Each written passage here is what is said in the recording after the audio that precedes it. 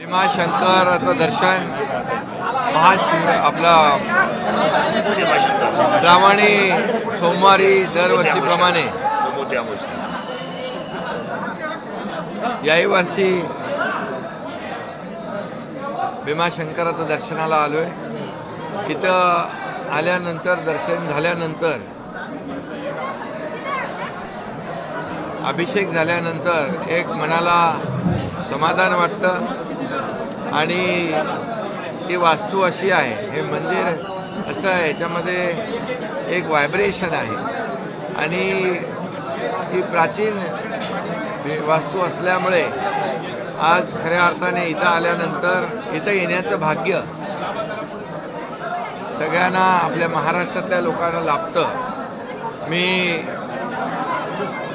भीमाशंकराचं दर्शन आज घेतलंय आणि त्याला प्रार्थना केली, साकडं घातलं की राज्यातला माझा बळीराजा सुखी होऊ दे, चांगला पाऊस होतोय, चांगलं उदंड पीक येऊ दे, बळीराजा सुखी समृद्धी होऊ दे आणि बळीराजाबरोबर महाराष्ट्रातली तमाम जनता जी आहे, माझ्या माता भगिनी आहेत, माझे ज्येष्ठ आहेत, माझे भावंड आहेत, सगळे प्रत्येक विभागातला प्रत्येक माणूस भीमाशंकराच्या आशीर्वादाने सुखी आणि समृद्ध होऊ दे, त्याच्या आयुष्यामध्ये चांगले दिवस येऊ दे, त्याच्या जीवनामध्ये परिवर्तन येऊ दे आणि सुखाचे, समाधानाचे, आनंदाचे दिवस त्याच्या कुटुंबाने पाहिले पाहिजे, अशा प्रकारची प्रार्थना मी भगवान शंकराकडे, भीमाशंकराकडे केलेली आहे। सर, यावेळेस आपल्याला 5व्या सोमवारी ही सीएम म्हणून अभिषेक झाल्याचा योग लाभला, पुढच्या वर्षी श्रावणात हा योग लाभो,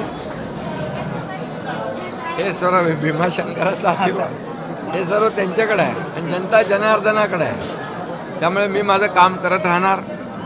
गेले 2-2.25 वर्ष या राज्याची सेवा करतोय, या राज्याचा विकास आपण पाहतोय।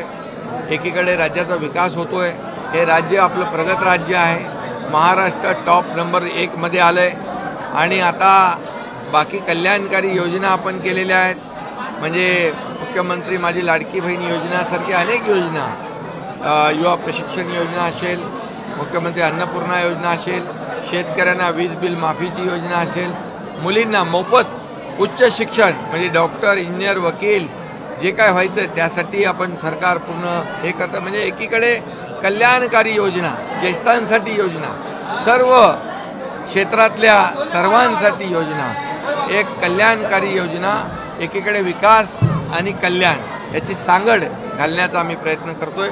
फक्त एवढंच आहे की भगवान भीमाशंकराने ताकद द्यावी, आशीर्वाद द्यावा आणि असंच काम यापुढे देखील चालू ठेवण्यासाठी आरोग्य, शक्ती आणि ऊर्जा आणि प्रेरणा द्यावी।